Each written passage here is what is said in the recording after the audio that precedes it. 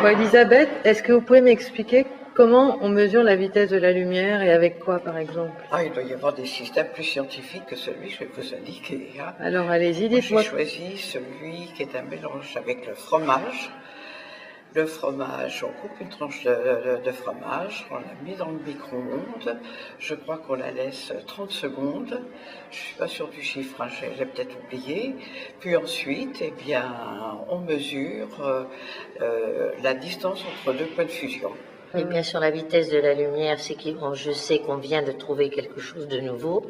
Je n'ai pas tout compris pour pouvoir l'expliquer moi de mon côté. On a trouvé des particules tout à fait récemment, puisque je crois que c'est une émission ce matin, des particules qui vont plus vite que la lumière. La vitesse de la lumière, alors dans les 299, je sais pas, des poussières, et qu'en ce moment on était en train de remettre en cause parce qu'on avait trouvé des particules de matière et qui étaient plus rapides que la lumière. On est passé par le radar, le laser, les fréquences, les longueurs d'onde et les raies spatiales qui nous ont amenés à voir à 1 sur 150 000, je crois, 1 150 millième, une longueur exacte. Mais j'ai vu que Foucault, en 1860, je crois, ou 1850, a mesuré d'une façon particulière. On s'est rendu compte que la vitesse allait moins vite dans l'eau, la vitesse solaire, et était évaluée à 295 000 km solaires. Bon, ça a toujours intéressé les scientifiques, depuis Galilée, depuis l'Antiquité. Et alors, j'ai lu qu'un certain Hippolyte Fizeau, en 1849, avait mis au point un appareil pour mesurer la vitesse, et il s'agissait alors d'une source, il voulait mesurer la vitesse entre, je crois, Suresnes et Montmartre. Et il avait mis au point un appareil qui consistait en une source de lumière qui traversait un miroir semi-réflectif, qui traversait ensuite une roue dentée pour aller se réfléchir dans un autre miroir. Et la lumière qui avait été réfléchie repassait par cette roue dentée pour revenir à sa source.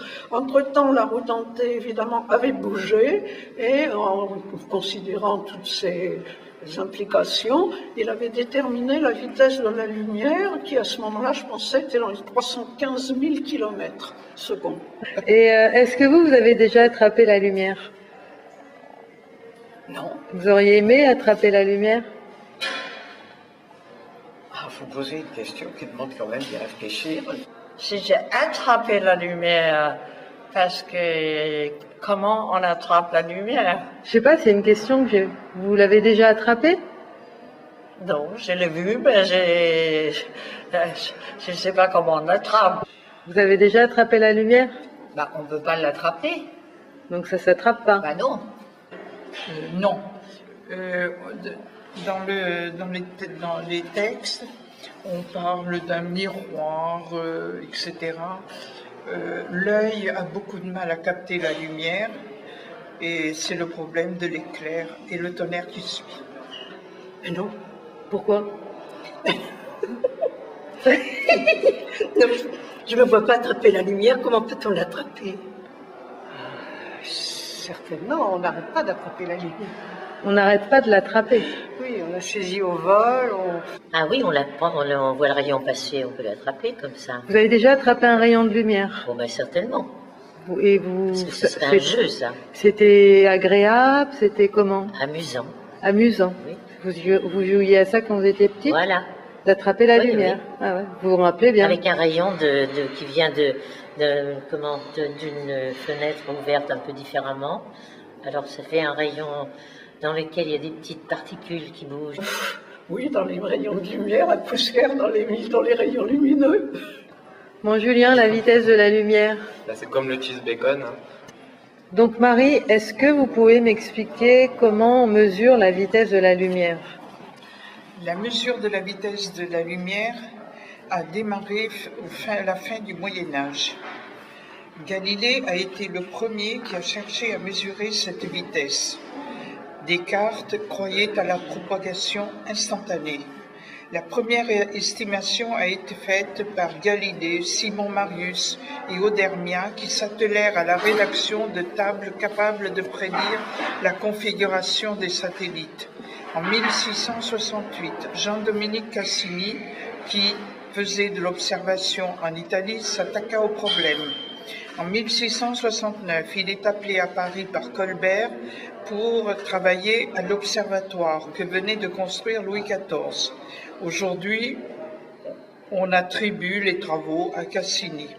En 1690, première estimation Roumer, 600 000 fois plus vite que le son.